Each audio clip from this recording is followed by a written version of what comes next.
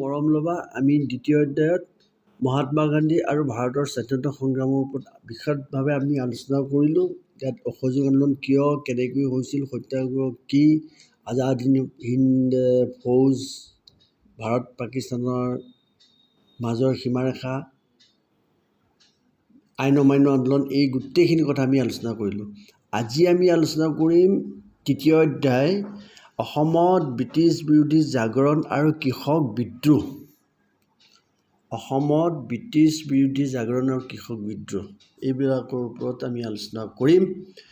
অসমত ব্ৰিটিছ বিৰোধী জাগৰণ, প্ৰথমটো আহিছে কি অসমত ব্ৰিটিছ বিৰোধী জাগৰণ। যে ভাৰতবৰ্ষত ইষ্ট ইণ্ডিয়া কোম্পানীয়ে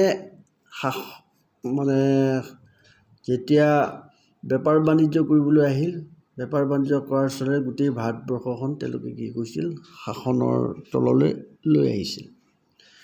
সেই কৈছে 19বিংশ শতিকাৰ 30 আৰু 40 দশকত ভাৰতবৰ্ষত ইষ্ট ইণ্ডিয়া কোম্পানীয়ে কি কৰিছিল, এটা শক্তিশালী শাসক ৰূপত প্ৰতিষ্ঠিত হৈছিল গোটেই ভাৰতবৰ্ষত। তেতিয়ালৈকে কিন্তু আমাৰ অসমখনক তেওঁলোকে বিশেষভাৱে শাসনৰ ব্যৱস্থা কৰিব পৰা নাছিল। 1826 চনৰ 92 সন্ধিৰ পাছত তেওঁলোকে অসমত যেতিয়া থাকি গ'ল, সেই অসমত থাকি তেওঁলোকে এখন এখনকৈ চুবুৰীয়া আমাৰ যি কছাৰী ৰাজ্য বা জয়ন্তীয়া ৰাজ্য, এই ৰাজ্যবোৰ অধিকাৰ কৰি গোটেই অসমখন তেওঁলোকে শাসনৰ ব্যৱস্থালৈ আনিছিল। শাসনৰ ব্যৱস্থালৈ অনাত তেওঁলোকে কি হৈছিল, বিভিন্ন ধৰণৰ সংস্কাৰ কিছুমান কৰিছিলে। সেই সংস্কাৰবিলাকৰ বাবে অসমত কি হৈছিল, ব্ৰিটিছ বিৰোধী জাগৰণ সৃষ্টি হৈছিল। এনে 1826 চনৰ পাছত ব্ৰিটিছসকল ভাৰতবৰ্ষৰ পৰা অৰ্থাৎ ভাৰতবৰ্ষৰ পৰা গুচি যাব বুলি সেইখিনি সময়ত অসমৰ মানুহে ভাবি লৈছিল। কিন্তু শেষত তেওঁলোকে গুজেই গজালি হৈ তেওঁলোকে অসমৰ ৰূপ সৌন্দৰ্য, অসমৰ ঐশ্বৰ্য আৰু অসমত অপৰ্যাপ্ত পৰিমাণৰ সম্পদ দেখি তেওঁলোকে অসম এৰি যোৱাৰ কোনো লক্ষণ দেখুওৱা নাছিল। গতিকে অসমত তেওঁলোকে শাসনৰ ব্যৱস্থা কৰিছিল আৰু সেই শাসনৰ ব্যৱস্থাৰ অৰ্থে কি হৈছিলে, তেওঁলোকে নতুন নতুন কিছুমান ব্যৱস্থা ৰাখিছিল আৰু সেই ব্যৱস্থাবিলাকৰ ভিতৰত প্ৰথমটো আছিল যে ৰাজহ ব্যৱস্থা। সেই ৰাজহ ব্যৱস্থাটো তেওঁলোকে অৰ্থনীতি যিটো সেইটো তেওঁলোকৰ নিজৰ আয়ত্তলৈ আনিবলৈ সক্ষম হৈছিল। সেইখিনি সময়ত এই বিদেশী চৰকাৰখনে অৰ্থাৎ ব্ৰিটিছ গভৰ্ণমেণ্টে, ব্ৰিটিছ চৰকাৰখনে কি কৰিছিল, কৰ কাটল সংঘত বেছি গুৰুত্ব দিছিল।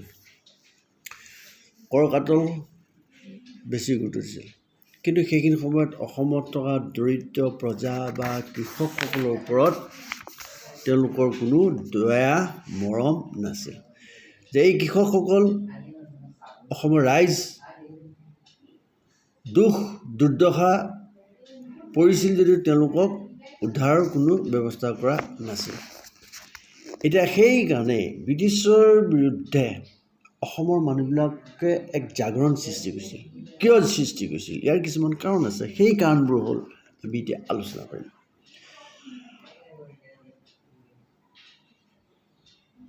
এক নম্বৰ কাৰণটো হ'ল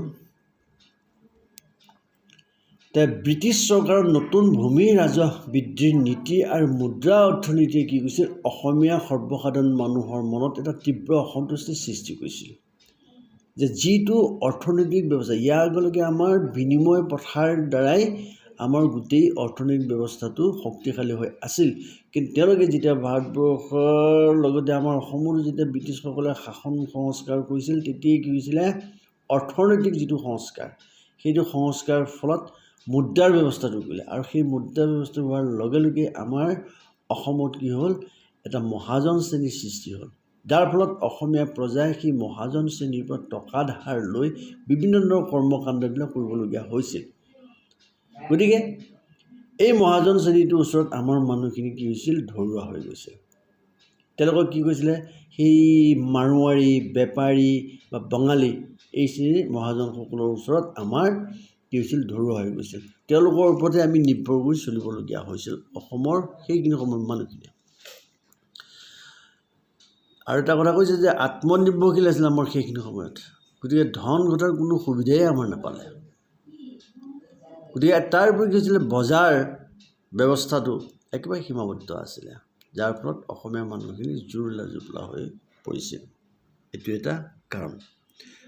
আন এটা কাৰণ হ'ল যে ব্ৰিটিছ চৰকাৰ কৃষি উন্নয়নৰ বাবে একো ব্যৱস্থা নকৰাৰ ফলত অসমত কি হৈছিলে, বতৰৰ প্ৰতিকূল হ'লেই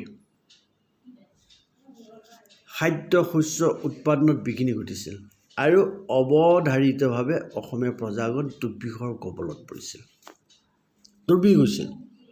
সেই দুৰ্ভিক্ষৰ ফলত আমাৰ অসমৰ মানুহবিলাকৰ খেতি বাতি ধ্বংস হৈছিল, খৰাং হৈছিল, দুৰ্ভিক্ষ হৈছিল, যাৰ ফলত মানুহখিনি একদম দেউলীয়া হৈ গৈছিল। আৰু সেইকাৰণে 1851 চনত আনন্দৰাম ঢেকীয়াল ফুকনে মফত মিলছক এখন তেওঁ কি হৈছিল, আৰ্জি উল্লেখ দিছিল। সেই আৰ্জিখনত তেওঁ উল্লেখ কৰিছিল যে কামৰূপ আৰু দৰঙৰ কোনো কোনো অঞ্চলত এনে অৱস্থাৰ সৃষ্টি হৈছিল যে য'ত মাক দেউতাকে পৰিয়ালৰ মূল্যৱান গহনা গাঁঠৰি আদি বিক্ৰী কৰি নিজৰ ল'ৰা ছোৱালীক কেইমুঠিমান চাউল আদি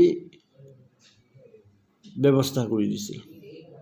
আৰু আনহাতে সেইখিনি সময়ত 1839 চনত, 1847 আৰু 1852 চনত এটা মহামাৰী হৈছিল, যাৰ ফলত এখন এখন গাঁও, এটা এটা অঞ্চল, এটা এটা পৰিয়াল ধ্বংস হৈ গৈছিল, মানে কি নাইকিয়া হৈ গৈছিল।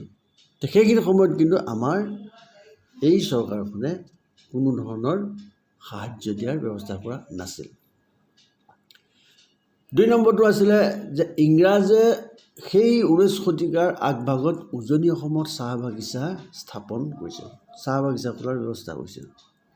এতিয়া চাহ খেতিয়কক উৎসাহিত কৰিবলৈ তেওঁলোকে কি কৰিছিল, চাহ বাগিচাৰ অন্তৰ্গত যিমানবিলাক মাটি আছিল সেই মাটিবিলাকৰ পৰা কি হৈছিল, ৰাজহ ব্যৱস্থাটো ৰেহাই দিছিল। তাৰ ফলস্বৰূপে কি হৈছিল, আমাৰ যিবিলাক দুখীয়া মানুহ আছিল তেওঁলোকৰ ওপৰত গোটেই বোজাটো পৰিছিল, অৰ্থাৎ গোটেই সেইখিনি ৰেহাই দিলে। সেই মাটিখিনি, চাহ বাগিচাৰ মাটিখিনিৰ টেক্সটো অৰ্থাৎ ৰাজহটো ৰেহাই দিলে, কিন্তু সেই টেক্সটো আকৌ ক'ৰ পৰা উঠাবৰ ব্যৱস্থা কৰিলে, যিবিলাক আমাৰ সাধাৰণ শ্ৰেণীৰ মানুহ, সাধাৰণ শ্ৰেণীৰ কৃষক শ্ৰেণী আছিল তেওঁলোকৰ পৰা এই বস্তুটো উঠোৱাৰ ব্যৱস্থা কৰিলে। সেইটো কাৰণে আমাৰ অসমীয়া মানুহখিনি কি হৈছিল, তেওঁলোকৰ বিৰুদ্ধে এক জাগৰণ সৃষ্টি কৰিবলৈ মনস্থ কৰিছিল। তাৰপিছত আৰু এটা আছে যে ইংৰাজৰ ৰাজহ ব্যৱস্থাৰ যিটো যে অসমত ৰাজহ ব্যৱস্থাটোৰ লগতে আৰু এটা ব্যৱস্থা ব্ৰিটিছসকলে ধ্বংস কৰি দিছিল, সেইটো হ'ল অসমৰ যিবিলাক কুটীৰ শিল্প আছিলে সেই কুটীৰ শিল্পবিলাকৰ ওপৰত কোনো ধৰণৰ তেওঁলোকে গুৰুত্ব দিয়া নাছিল। যে আহোমৰ ৰাজত্ব কালৰ পৰাই অসমৰ পাট মুগা ভাৰতবৰ্ষ তথা অন্যান্য অঞ্চলবিলাকত কি হৈছিল, এক বিশেষ সমাদৰ লাভ কৰিছিল। কিন্তু ব্ৰিটিছে কি কৰিছিল, তেওঁলোকৰ সেই বিলাতী বস্তুবিলাকৰ আমদানি কৰি অসমৰ বজাৰত এনেধৰণে চকমকীয়া বস্তুবোৰ ভৰাই দিলে যে আমাৰ সেই কুটীৰ শিল্পত জড়িত মানুহখিনিৰ অৱস্থা একেবাৰে বেয়া হৈ গ'ল। ফলত তেওঁলোকে উন্নতভাৱে জীয়াই থাকিব নোৱাৰা হৈছিল। গতিকে মৰ্মে মৰ্মে তেওঁলোকে ব্ৰিটিছৰ সেই কুশাসনৰ বিৰুদ্ধে এক জাগৰণ কৰিবৰ কাৰণে বিচাৰিছিল।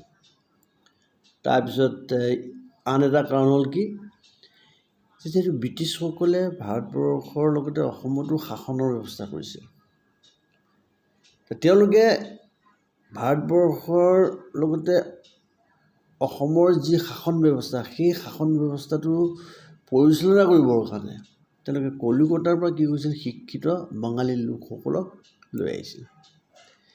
যে আমাৰ যিবিলাক মানে আহোম ৰাজবংশৰ যুৱক আছিল বা ডা ডাঙৰীয়া আছিল, তেওঁলোক ইংৰাজী শিক্ষাৰে বা আধুনিক শিক্ষাৰে কোনো শিক্ষিত নোহোৱা বাবে ইংৰাজসকলৰ লগত লগ লাগি শাসনৰ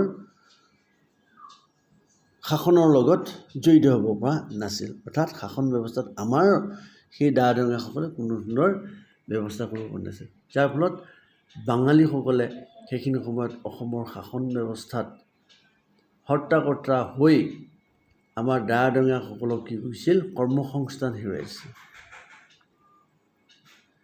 তাৰপিছত আহিলে যে এই আমাৰ যিবিলাক ডা ডাঙৰীয়া অভিজাত শ্ৰেণীৰ লোক আছিল সেইখনক তেওঁলোকক ফুকন বৰুৱা ৰাজখোৱা আদি বিষয়বা পাইছিল। তাৰ উপৰিও কিছুমানে মৌজাদাৰ বাবেও বাব আদিও পাইছিল। সেই মানুহখিনিয়ে কি হৈছিল, তেওঁলোকৰ কিছুমান সা সুবিধাৰ উপৰিও তেওঁলোকে কি পাইছিল, লগোৱা লিক্স বান্ধি বেটি আদি বিভিন্ন ধৰণৰ সেৱা শুশ্ৰূষাৰ কাৰণে এটা বিলাসী বা আৰামদায়ক জীৱন যাপন কৰিছিল। সেই আমাৰ আহোম বিষয়াসকলে তেওঁলোকে লগোৱা লিক্স বান্ধি বেটি আদি তেওঁলোকে পাইছিল। এই বান্ধি বেটি লগোৱা লিক্সবিলাক তেওঁলোকৰ জীৱনৰ সকলো কামেই কৰি দিছিল। কিন্তু ব্ৰিটিছসকলে কি হৈছিলে, তেওঁলোকে 1843 চনত অসমত কি কৰিলে, সেই দাস প্ৰথাটো নাইকিয়া কৰি দিলে। যাৰ ফলত ব্ৰাহ্মণ পুৰোহিত বা অন্যান্য যিবিলাক অভিজাত শ্ৰেণীৰ লোক আছিল, তেওঁলোকৰ খাত পাম বা কৃষি কৰ্মবিলাক শাৰীৰিকভাৱে তেওঁলোকে শ্ৰম কৰাৰ ব্যৱস্থালৈ আহিলে। যাৰ ফলত সেই শ্ৰেণীটোৱে সামাজিক যিবিলাক মৰ্যাদা বা প্ৰতিপত্তি বা সন্মান তেওঁলোকে আহোমৰ শাসনকালত পাইছিল, ব্ৰিটিছ শাসনকালত সেইখিনি তেওঁলোকে হেৰুৱাই পেলাইছিল। যাৰ ফলত তেওঁলোকে অসন্তুষ্টি হৈ পৰিছিল। কাৰণ এতিয়া তেওঁলোকে নিজৰ কৃষিকৰ্ম বা অন্যান্য কাৰ্যত পূৰ্বৰ লগোৱা লিক্সৰ দৰে কায়িক শ্ৰম কৰিবলগীয়া হোৱাত তেওঁলোকে অপমানিত অনুভৱ কৰিছিল। সেইটো গতিকে সেই দাসত্ব প্ৰথাটো নিষিদ্ধকৰণ কৰাৰ বাবে কি হৈছিলে, তেওঁলোকৰ মাজত এক জাতীয়তাবাদ ভাৱ জাগ্ৰত হৈছিল যে আমি ব্ৰিটিছসকলক তাৎক্ষণিকভাৱে যদি আমি আমাৰ দেশৰ পৰা আঁতৰাই দিব নোৱাৰোঁ, তেতিয়াহ'লে আমাৰ এই দুৰৱস্থা দিনক দিনে বাঢ়ি যাব। আৰু সেইকাৰণেই তেওঁলোকে কি কৰিছিল, ইয়াৰ কিছুমান সুবিধা বিচাৰি সুযোগ বিচাৰি তেওঁলোকে অপেক্ষা কৰি আছিল। সেইকাৰণে আমাৰ 1857 চনত সৰ্বভাৰতীয় যিটো চিপাহী বিদ্ৰোহ হৈছিল, সেই চিপাহী বিদ্ৰোহৰ কথাটো আমাৰ অসমৰ সেইখিনি সময়ত গোমধৰ কোঁৱৰ, পিয়লি ফুকন বা গদাধৰ আদি আমাৰ আহোম যিবিলাক অভিজাত দাৰঙীয়াসকলৰ যিবিলাক যুৱক আছিল, কোঁৱৰ আছিলে, সেইসকলে এই কথাটো গম পাই তেওঁলোকৰ মাজতে বিদ্ৰোহৰ কিছুমান ব্যৱস্থা কৰিবৰ কাৰণে সংকল্পবদ্ধ হৈছিল। সেই বিদ্ৰোহ কেনেকৈ হৈছিল ইয়াৰ পাছত আমি আলোচনা কৰিম বাৰু। অসমত 1857 চনৰ বিদ্ৰোহৰ প্ৰভাৱটো ইয়াৰ পিছত আমি আলোচনা কৰিম। আমি আজিলৈ এইখিনিকে আলোচনা কৰোঁ যে অসমত ব্ৰিটিছ জাগৰণ সৃষ্টি হোৱাৰ মূল কাৰণসমূহ কি কি। আমি যিকেইটা বস্তু আলোচনা কৰিলোঁ, এইকেইটাই হ'ল মূল কাৰণ। এই কাৰণসমূহ আমি বিশ্লেষণ কৰিলোঁ। ইয়াৰ পাছত আহিব সেই কাৰণসমূহক ইমপ্লিমেণ্ট কৰিবৰ কাৰণে, অৰ্থাৎ সেই কাৰণসমূহক ৰূপায়ণ কৰিবৰ কাৰণে কেনেধৰণৰ ব্যৱস্থা গ্ৰহণ কৰা হ'ব, এই বিষয়ে আমি আলোচনা কৰিম। আজিলৈ এইখিনি অসমত